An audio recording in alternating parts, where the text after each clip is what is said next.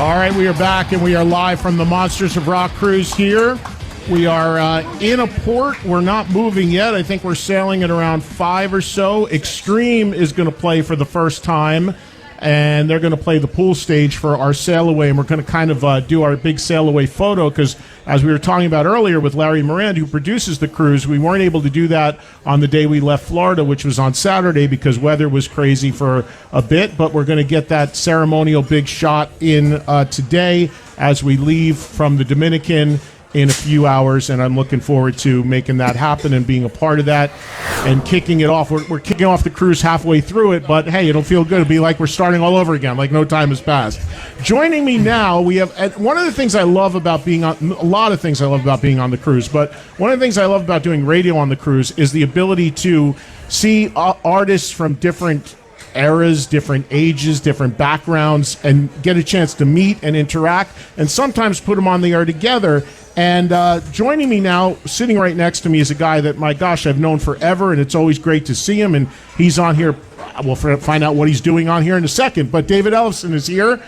Everybody knows David, of course, best known as former Megadeath bassist, and recently doing the Kings of Thrash, right, which we got to talk about as well. So it's great to see you, David. And on the end here joining us is a younger artist who, my gosh, I met her when she was like 10 or something. I'm not even kidding. It was probably like, you were like super young. You're still super young. You're always going to be super young to me. But vocalist Gabbie Ray. Good to see you, Gabbie. Hi, I'm glad to be here. When was the first time you started doing this? How old were you? My first Monsters, I was 15. See, I'm not that far off. You're not. Well, 10 was a little bit of a jump. I guess so. But I met you when I was 15, yeah. And was it on the cruise? It was on the cruise, yeah. And you were singing, or you were doing... Yeah, I was doing an acoustic performance. It was my first time doing anything remotely like this. I was here with Patrick Kennison of Lita Ford. Yeah. We did a couple of acoustic performances around the boat, and... most amazing experience of my life that just kind of skyrocketed what was to come for me. Yeah. How's it feel to be back on? What are you up to on here? You singing with different people? Yes. So, well, tonight, this is kind of like a last minute thing. I'm doing the Rare Hair Jam. So we're doing some Heart, and I'm super excited about that. Tal Latore is going to be joining me on drums. I'm so excited. And then tomorrow night, I'm going to be in the Viking Crown Lounge doing my own acoustic performance with Nuno and Joel. So... Okay, so a couple things. And Tyson was going to come by. So Rare Hair is a jam that happens here that Tyson Leslie, who is the keyboard player in Vixen, but he puts that on, and it's a really, really great jam. And all these different musicians. I mean, there's probably 40, 50 bands. Larry, how many bands are on this ship this year? 40? 40 bands, so figure... You know, if there's 4 or 5 people in every band, I'm terrible at math. You're much younger, Gabbie. How many people is that? I didn't pass math. You don't want to go there. But however, needless to say, a lot of musicians, and the interaction like we're going to do right here is great, and everybody wants to get together and jam and whatever. So you're kind of here in that capacity to kind of jam and do what have exactly. you. Just jump up when I'm needed. Now, you mentioned Nuno, who's here playing with Extreme, and who is going to be playing in a little bit. He has kind of like worked with you, right? Yes. Like produced you and all that. Talk about his role in your career. So he has a production company / indie label called Atlantis. I've been signed to his label for a few years now, and he is producing my debut record. We're writing together. So he's kind of taken me under his wing, and we're just creating who I am as an artist, as myself. And we've been working together for a few years, and it's amazing. And how long have you been doing TSO now? Oh my God, time's going by. I'm going into my 3rd year. So for 3 years, you've been a singer in Trans-Siberian Orchestra. Yes. And do you do the West or the East? I'm on East. You're on the East. Mm-hmm. That experience, all the musicians I know have been a part of it, have just said is amazing. It's absolutely amazing. I've never done anything like it. I've never done any other tour like it. We do 2 shows a day in every city that we go to, but it's such a family unit, and it's amazing to tour with such incredibly talented people. Yeah, it really is. It's amazing the juggernaut that TSO is turned into. It really is, and it's awesome that you're a part of it. I know there's some great people and some great musicians, and you're a great addition to that. I got to see you. You do the East Coast one. That's normally the one I catch. So hopefully I'll catch you doing that one of these times. So when do you plan the record to come out? When will people hear you? It's coming. So, I'm kind of one of those stories where COVID, the pandemic, kind of slowed our roll down a little bit. But now we're picking it back up. We've shot a few music videos for some of the originals that we've done. We just released a song actually called Most Wanted. It's this fun, punky garage band music video that's fun. Nuno directed, produced it. So it's coming. We've released that single. There's another single called Use Me that we've put out. I'm actually going to be doing it tomorrow night during my set. But the full picture is coming together, and it's coming really soon. And for people that haven't heard your music, your background, your influences are a lot of hard rock stuff. Yes, Dio and Michael Sweet and people like that. So is the music you're going to make in your own career hard rock, or is it different? It's different. So one of the reasons why I wanted to work with Nuno is because he knew my background. I worked with a lot of people over the years who have kind of said to me, well, because of the age that you are, you have to be a pop singer. That's just the way that it goes. And that's not who I naturally felt like I was. I grew up listening to rock. My dad raised me in all the classic bands. So when I worked with Nuno, I also do like pop music. So I wanted an element of that, but I didn't want to stray away from my roots, my rock roots. And that's what Nuno was able to bring to me. He's like, let's stick with those bands that influenced you and inspired you, but just add a new twist to it. So I would say pop rock. Some of my new music is kind of in the Avril kind of lane. Okay. But there's a lot that kind of nods to, my background here. All right, nice. Good stuff. Well, we look forward to that record. That sounds exciting. Now, Mr. Ellefson over here. Yes, Eddie. How are you? You are a man of many bands and many projects. Most recently, was it Kings of Thrash? Would that be the most recent? Kings of Thrash, yep. Tell me how that all came together and how that went. It's so funny because Jeff Young, who is my partner in that, was in... another former Megadeath member. Megadeath, yep, so far so good. So he and Chris Poland this last weekend were just up at the Chiller Theater, right? Because they do Chiller twice a year, right? They do it Halloween and then in April. And I obviously opted to be on the boat and do this. But Chris Poland was texting me going, man, I can't believe the overwhelming unconditional love for Megadeth up here, and Killing Is My Business and Peace Sells. And I said, Chris, if you remember, that was where I got the idea to do Kings of Thrash. Because right after that, Megadeth had just gone through the area. It was my first time, not being in the group at that time. And people were bringing the Killing Is My Business record in droves. And I remember when we remixed the Final Kill, which is the third time it's been remixed and remastered, I brought up the idea, why don't we just go play Killing Is My Business like one night only? It'll totally take 32 minutes. That's how long the record is, right? It's super short. And I couldn't get it to go. And so I just thought, I got to go play this record. It deserves it. There's a lot of fans. You'll never hear these songs played live by that group anymore, is my hunch. They're meant to be played in small venues. So I between Chris Poland and I called Jeff and I said, man, let's do this. Let's put it together. So we did 4 dates back in October last year with Chris Poland as our special guest. And we just put the record out with Cleopatra, and we serviced the whole thing out to radio. It's a live record? Live record, yep, right? Live record and DVD. And then we put together a whole tour. We wanted to just do a U.S. tour. We played the Gramercy by you, the Starwood, or the Ballroom. It's not Starwood Ballroom, is it? Hammerstein. In New Jersey. Oh, Starland. Starland. Yeah, Starland. So we did a whole run. Was super cool. We're going to go to Australia in July and go down and do dates down there. So...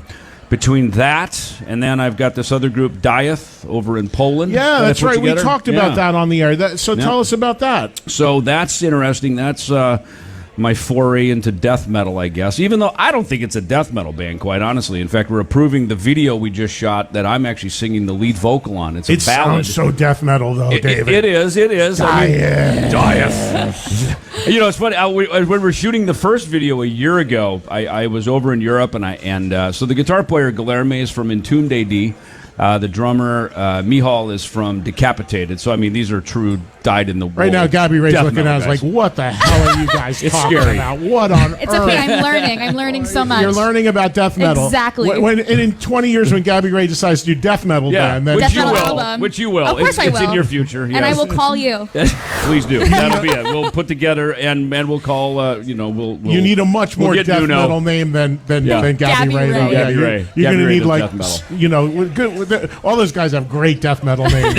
That's why I thought Dieth. But that's a great name for the band. But I mean, the band they all have different names. And usually, the heavier the band, the logo is like made out of sticks of trees. And you can't read them. Yeah, that's kind of more ineligible. A quintessential death metal name. Not to divert from this, but I had the band Dimmu Borgir, who I've told this story before, who are very big in that world, but I don't know all that well. Right. They were playing in New York across the street from the studio that I was broadcasting from like 20 years ago. Right. And I saw this line of people, and I said to my friend who was the promoter, I'm like, who is that band like drawing that many people? He told me, I've never heard of them. I said, I got to go over there and at least find out what's going on. So I meet a guy from the band. I don't remember which guy it was. And I introduced myself. He said, I'm doing radio across the street. It's a radio show here in New York City. I said, I'd love to have you come on, tell the story, educate me about this scene or whatever. Right. He goes, I go, what's your name? So, I can get you. He said, Justin or something. I was like, all right, cool. And then he comes on and I'm just like, introducing him. I'm like, Justin's here from Dimmu Borgir. I see him look across the counter. I'm like, no. My name is like, solenoid, death mask or something, and I'm like, oh shit, I had no idea. But hey, who else was that? And I gotta say, one of the real hidden gems. There's a couple. Last night, Todd Latore from Queensryche doing comedy. That was a true hidden gem, right? I mean, that was friggin' awesome, wasn't it? He was. But the other one is Wigwam, right? I completely missed this band, right? And I'm with Will Hunt, who's playing drums on the boat with Stephen Piercy and plays with Evanescence. And he and his wife are at the bar. They're like, oh, yeah, we're going to go down and see Wigwam. I'm like, what is Wigwam? And I missed this whole HBO thing. I guess they've had this whole resurgence. I went down and I saw them, and they're from Norway, I believe. So they got the same thing. They've got these, and I met the singer, Glam, I guess is his stage name, but his real name is some very Norwegian name that even as an Ellefson being Norwegian, I can't pronounce. Right. But it was the same thing. So I guess even Wigwam, being glam dudes, they have these names like Dimmu Borgir, right? They have death metal names in the glam band. Glam band names. That's really cool. Yes, that's really out there. So they're kind of like the Norwegian Steel Panther, I guess. So this new band, Dieth. What is it? When is that coming? June 2nd, out of Napalm Records. Okay. We're doing a worldwide thing, and we're going over to Europe. I'm going to pretty much spend the summer there. We're doing Grass Pop and a bunch of stuff in Portugal and France and doing all the festivals and dates. It looks like with Sepultura and things like that. So, nice. Yeah, it's pretty cool. And I'm excited. The festival season. Look, I live in Phoenix. It's hot there. It's a good time to be out of there. Yeah. And to be back over in Europe and, hanging and doing the festival thing over there is great. I'm really excited about it. And you're here on the ship kind of in the same capacity as Gabbie is, right? Yes, you're just hanging, jamming with some people, doing some different things. Yep, and our friend Larry Moran, the organizer, he did the Mega Cruise a couple years ago, so we became friends on that, and I worked my tail off on that and had a great time. And I see a lot of the Mega Cruisers here, out here, so it's great to reconnect with our friends and fans and everybody. So it's great. I feel like I'm at home here. So I forgot we did Mega Cruise. I was of course on that as well, and obviously at that time the cruise, but you more the black there. Yeah, everyone else and best of it. And I knew how to do it. I couldn't. I got this, and I told Pete Dirk to just in line and know everyone just follow me. In fact, I remember I was putting Dog Star together, and I was looking at the set. This was metal beats to metal. It's going to be heavy metal bands, right? So I call Frank Bello. I go, dude, what do we do? And he goes, man, everybody loves a Kiss jam. So between me and Frank, Doro, Chuck Billy and Charlie Benante, we put together, I think, like the ultimate Kiss jam, and it was just so cool, man. So Doro, she's an 80s Kiss fan, I'm a 70s Kiss fan, so between it we had it all covered. So everybody really pitched in and made that thing work. And I forgot about Metal Allegiance. Is that still something you're doing? Yeah, not so much. I mean, they went down and did a show at Rock in Rio last year, but it was kind of it was mostly the Bay Area Strikes Back tour, right? Wasn't that what it was? With Exodus and Testament. I know Testament had not ever been down to South America, so it was mostly that crew that went down and did that one. And I'm curious about this. Now it's been a little time now that you've been out of Megadeth, and now that there's some distance from that, what's life been like for you? Have you really embraced and enjoyed doing all these different things? Has it freed you up to do this different sort of stuff? And has that kind of been a silver lining in all of it for you? It's actually been fine. I mean, look, it's been 40 years, right, since we started the group this year, June '83 coming up. So. Honestly, I have enjoyed it. And it's funny, even in the years, the first 20 years I didn't do anything other than I wrote a book, and that was about it. So I stayed really true to that. Dave broke the group up in 2002, and that sort of forced me into a season of stepping out and doing other things. My friend Al Petrelli, who, right, your Trans-Siberian brother. Yes. He was in Megadeth at that time, and I called him up, and he'd done a lot of sideman work. And it was interesting because he had actually just left Megadeth right at the end to go back to work with Paul O'Neill in Trans-Siberian. That was really when TSO got its big upswing. And it's funny, he'd actually asked me to play bass in it.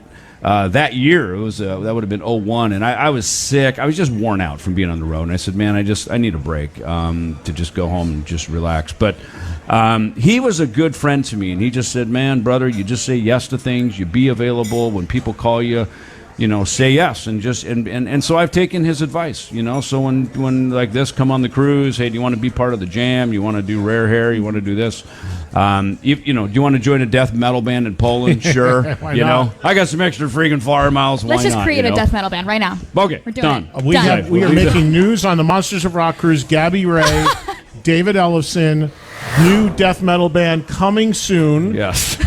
We need a name, though. We need to come up with... I say we make it a contest right here. I There's a think lot of so. death metal looking people right here in the bar. I say. Yeah. We're going to let you name our This band. guy right here. We're going to let you name our band. The guy with the mohawk. Yes, get him. Definitely need to come up with a great death metal name for that. So that's cool. Yeah, and our mutual buddy Mike Portnoy. I mean, that it's kind of like when he was out of Dream Theater. It was like a big upheaval at that time, and then Mike.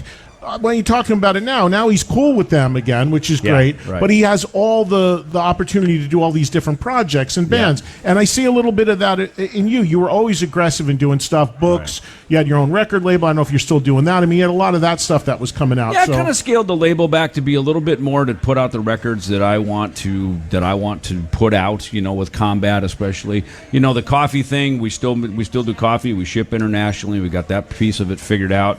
Those are just kind of little, pet projects like that. But, yeah, I mean, look, Mike Portnoy's kind of the antithesis. He's the poster boy for being in one group and then stepping out and doing a ton of different things. But, look, Mike's a great drummer. He's in demand. He's a guy we want to hear play. And I guess it's kind of the same thing with bass. I guess I'm probably one of the few guys where as a bass player, to be invited into so many different settings. I'd like to think with a style and a sound that it's me when you hear it, yet I'm adaptable, and I can play, in different things. And I think with the Dia thing, it's interesting because starting to come out now as a singer. I sing on a couple of the for the record. So,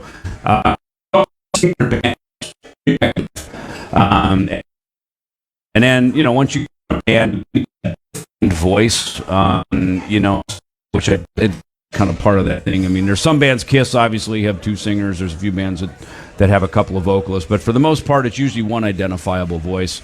And now having been through that whole season of my life, now it's sort of a instead of asking why, I'm like, why not? Let's go do it. Let's just get in the room and make it happen. Is there any side to you that would like to join an established band again? Look, having as me and Mike Portnoy have talked about, the big gig fix, the big rock gig fix. Yeah, of course, those are great. I think right now, and I've had a couple of calls on a couple of things initially, and I wasn't really in a headspace to do it. So I just kind of took the season to just go out and be the artist guy, start new things. And it's interesting because even when I started playing the bass at age 11, my first bands, I was always a founder. I always put my own bands together. And outside of, some co-write stuff I've done with Ministry and, various things that I've done, I've pretty much always been a founding member of everything that I've done, So, And I'm not opposed to it. Look, I just honestly on this boat right here, I'm a fan of like most of the bands. I got to see Kix last night for the first time ever. I've been such a fan of them. I certainly want to see Stephen Pearcy. I'm a huge Rat fan, so I want to. I'm a fan of the stuff that's here. In fact, my neighbor is Paul Taylor, who's a keyboard player in Winger. Sure. And I met Kip and Paul. They were out in Alice Cooper's band in 1987 when Alice took us out on the P-Cells tour. And I remember Kip saying to me on the tour, he goes, "Man, I really wish I was doing what you're doing." And I'm like, "Are you freaking kidding me, dude? You're playing with Alice Cooper. You're staying in the Four Seasons. Like, you've got the nice bus and all the great things. You get a real paycheck, Our driver insists we give him cocaine every night before we drive, Wow. You've got the better gig. But he told me, he goes, but you're starting something that's going to be yours forever. And then he and Paul started, on that tour, started going off on days off and writing what became that first Winger record. Yeah. And, so my kudos to those guys, for I guess, kind of following the same thing. So, I don't know. It's a little bit of all of it, I think, now. Gabbie, right? Gabbie, for you, what kind of artists on this ship have you had a chance to see in there? Who are you looking forward to seeing that you haven't? Oh, my Lord. So I saw opening night. Of course, I run to Queensryche, as I do every time. Obviously, Kix. I did get to see Stephen Pearcy, and, I've seen him so many times, and the fangirl in me just never goes away. The coolness that he has on stage, and just the stage presence, like, he just kills me every time. I have to go see Extreme today. I haven't been able to see Stryper yet, which for me, everybody knows my Uncle Michael. I feel like I have to go see him, of course. But, yeah, there's just so many. I make a list. You bring up a good point about Pearcy because he's... I've always said that he's a very different kind of frontman. Even back in the day, even before you were born, when we used to see him on MTV and stuff. Back in the day, he was not like... He was never the guy that came out like the David Lee Roth and, hold your hands in the air and let people applaud and that larger-than-life guy. But there was this always cool swagger about how, and still is, about how he moves on stage and how he fronts and what he does. I think that's a really... that's a really good point that people kind of overlook with Steve, and he's always brought that. And I make the case with Rat all the time, and you said you were a Rat fan too, right, Big time. David? I love Rat. When you think about it with Rat, I've said this often. If you look record to record, hit to hit, video to video, to me they're right there with Motley. Maybe even more. In terms of like actual hit songs and huge videos. Dude, that Best of Rat is my fly. Every time I'm flying, I listen to that. That's a go-to record. And you're right, man. Pound People for pound, their forget how hit many songs, hits they had. Huge. Tons of them. Yep. Like a really big run of like 4 or 5 albums, top to bottom, really good too. That was really... And it's weird how they, because of their own admitted internal dysfunction and issues, they've not been able to run with that. They've not been able to, where Motley, I've always said this about Motley because I always compare them same scene, same time and all that. Yeah. Where Motley was brilliant in exploiting all their insanity. Right. Rat had a lot of insanity too, tragedy, drugs, death, etc.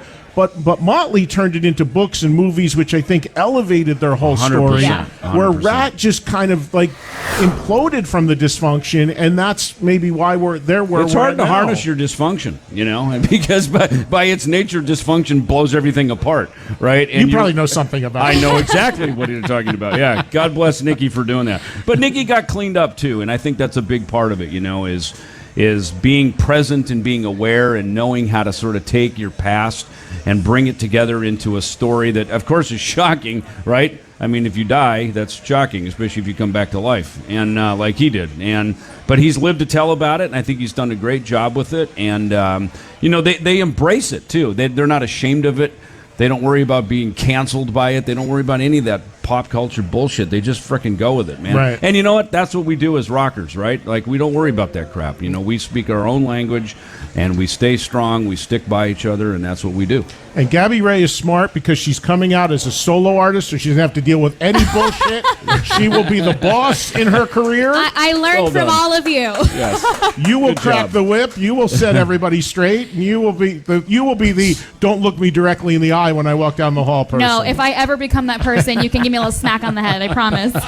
Uncle Eddie. Uncle Eddie. Uncle Eddie. Uncle Eddie. Yeah. I knew you when you were just a kid. You're still a kid.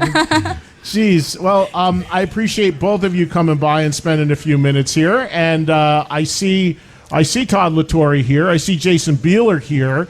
I see Jim Florentine here. So maybe we'll get another. We got 3 headsets. Maybe we'll throw them on headsets here in a second. And let's plan to do that. Anything you guys want to hit before we go to break? Gabbie, the record again is when? It's coming out. We don't have a specific date. It's coming. Nuno's putting his finishing touches on it. I am currently, in the meantime, I'm doing a YouTube show right now called The Tea, which is actually telling stories about my life growing up in this world. I'm doing an episode coming up about my first Monsters of Rock and how it shaped me into who I am and like coming back and what that feels like. So that's on my YouTube. You check that out. That's what's going on in my world. Is it just your name, your YouTube at Yes. Gabbie Ray? Yes. Okay, cool. So we'll look forward to that. Look forward to the record, and before you know it, it'll be TSO season, and you'll be out there. That gets longer and longer. They start Christmas in July. I'm already mentally preparing. It's just like it's long. It stays longer after Christmas. It starts like in the summer. Not that much, but it's getting there. But hey, people go. Why not? Yes. And you. We just said it. Death, you said it. You covered it all. So you got a lot of stuff going on. Social media, just at your name, right? Yeah, everything's at my name. Facebook, Instagram, whatever. Keep up with everything going on with these talented artists. And thank you. Thank you guys both for coming by. Gabbie Ray, David Ellefson, everybody from the Monsters of Rock Cruise. We will go to a break, and we'll come back, and we will welcome... I see Todd's here. I see Jason's here. Jim's here. We'll get another little roundtable going here from Playmakers on board the Monsters of Rock Cruise live on Trunk Nation, Faction Talk, SiriusXM Channel 103, and, of course, the SiriusXM app. We'll be right back.